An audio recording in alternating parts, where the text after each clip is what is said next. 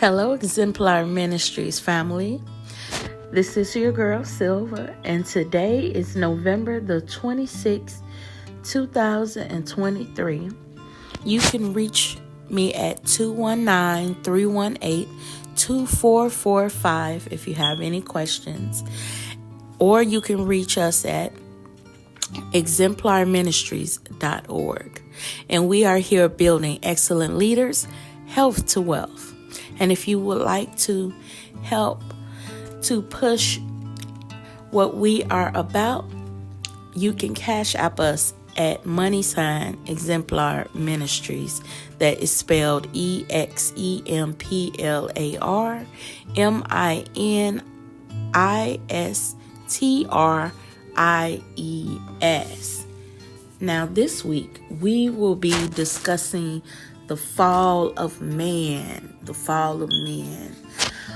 This will be in Genesis chapter 3, the 1st through the 13th verse. It will be a part 1 and a part 2. So right now we're going to talk about the part 1. So I know a lot of times we hear so many perspectives on how man fell. Now let's take the time and talk about the root of the fall.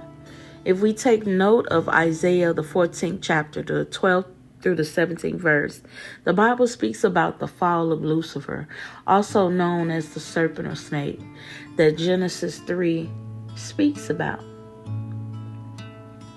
Now, the reason we are speaking on this is because in order to understand how man fell, we need to get to the root of the matter. I pondered 2 questions. 1, why did we man fall? And 2, how? So taking a closer look at this from the Father's or God's perspective, there were 3 things or spirits that God brought to my attention with Adam and Eve, which were pride, lust, and rebellion.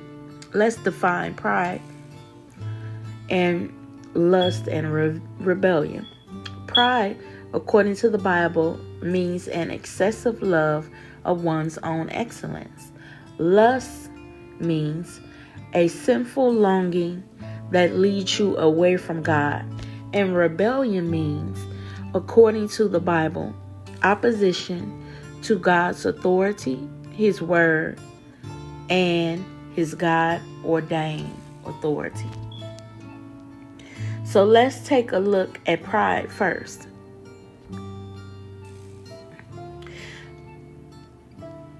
As we take a look at pride, we know that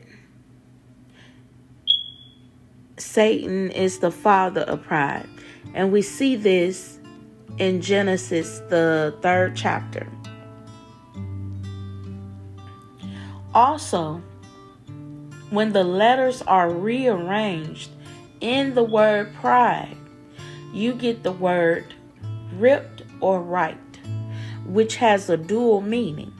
As a past participle, it means fully developed, matured, and ready to be eaten or used, according to the vocabulary.com website. Now, ripped or ripped as a verb means to tear or be torn violently, or to criticize or abuse violently. So let's consider those verb meanings. And keep in mind that this is in reference to the word pride. So I was looking up videos on how do snakes catch their prey. The video I ran across was on YouTube titled "Snake Hunts Down Its Prey at Night." And this was by Real World. The date on it is February the 6th, 2017. Now, this particular video, the snake single-handedly striked a rat with her fangs. And the video proclaims it's like a hypodermic needle. This strike made the rat struggle away, but eventually it died because of the venom in the snake bite. And the speaker mentions that the rat is not only dead, but half digested I didn't even know that. So when the snake gets to its prey, the flesh is already ripped or ripe for the snake to eat.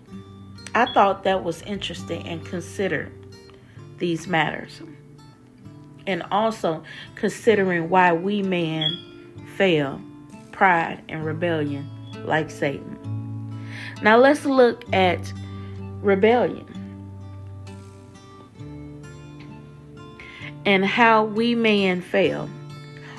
In Genesis, the 3rd chapter, it breaks up this process. So there's always a process to everything. And yes, there is a process to falling. And that process falls in 4 categories for Adam and Eve in the Garden of Eden. The first category is the temptation. That is Genesis chapter 3, 1 through 6. And this temptation is the cause of why everything happened the way it did. Number 2, the effect. Because just like there is a cause, there's an effect to everything. And that would be the next verse, Genesis 3 and 7. And number 3, the realization, coming from Genesis, the 3rd chapter, the 8th through the 13th verse, in which now Adam and Eve is waking up and realizing what they have actually done. And the consequences, Genesis, the 3rd chapter, the 14th through the 19th verse, and the 23rd through the 24th verse, in which we'll be speaking about that in part 2. So let's talk about the first one, the temptation. The temptation. Have you guys ever been tempted by anything? You know, Satan, he comes to steal, kill, and destroy. He will do whatever he can to tempt us away from God.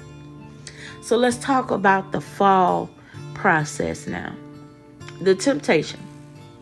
In Genesis chapter 3, verse 1, the serpent or snake was more subtle, meaning cunning or crafty, in a bad sense. So much that the serpent or snake did, he did not wait for Adam and Eve to speak to him. He initiated the first strike, or in this case, the conversation, with a question. This caused the woman to answer the serpent or snake, and she did with the truth. Genesis 3rd chapter, the 2nd through the 3rd verse. However, because of the snake's subtle ways, he used this as an advantage to lie to the woman in Genesis 3, verses 4 through 5. Now, this particular lie that he told was, "Ye shall not surely die. Your eyes shall be open. Ye shall be as gods, knowing good and evil." Unknowingly, the woman did not know she was dying. The serpent or snake had struck his venom into the woman's mind, heart, and eyes, whereas she was being digested at that very moment. Think about this. Right after the conversation stopped, the serpent or snake stopped pursuing his prey, which was Adam and Eve, the man and the woman. Keep in mind, the sin did not begin with the eating of the forbidden fruit. It began in verse 6 when the woman rebelled against God and his word. That's why God tells us in 1 John, the 2nd chapter, the 15th through the 16th verse, quote, "Love not the world, neither the things that are in the world. If any man love the world, the love of the Father is not in him." Verse 16, "For all that is in the world, the lust of the flesh, and the lust of the eyes, and the pride of life, is not of the Father, but is of the world." End of quote. Pride before fall, warning before destruction, according to Proverbs 16 chapter 18 verse. Now, not only did the woman sin, but caused the man Adam to partake in the sin, which created an agreement with the world. Genesis 3rd chapter 6 verse. An example of that would be an unregistered gun. So if we have a situation whereas you had a friend and your friend picked you up from school or wherever, and you get in their car, and that friend has an unregistered gun underneath your seat on the passenger side. If he is arrested in that particular case scenario, there's a possibility you could be charged for his unregistered gun if he doesn't step up to the plate and says that that is his. So that same case scenario happened with Adam and Eve. You know, even though Adam wasn't the one that sinned, Adam partook in the sin, if that makes sense. So we're still talking about the fall of man. Let's move on to the effect. The effect of what the cause is. In verse 7 of chapter 3 of Genesis. Number 1, both the man and the woman eyes were opened. Number 2, they knew they was naked. When we are children, our eyes are covered so that we know not sin. This is God's way of shielding us from the wicked one, the serpent or snake. So we obey his word and not. This is important, you guys. Listen to this. And not the world's. Because God has a time set for us, man and woman, to understand things in life. Moving right along to number 3. The realization, Genesis 3rd chapter, the 8th through the 13th verse. Here we find that even though sin entered the picture, God, who is love, covered us. Okay, here Adam and his wife could still hear the voice of the Lord God, which shows that even as sinners, God can be heard. So no excuses. Those who are in and of the world, you can be in God's presence. But the only way to stay in God's presence is through obedience. Period. Obedience is strictly defined.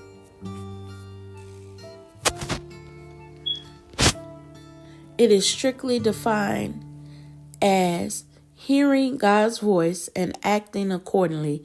This is one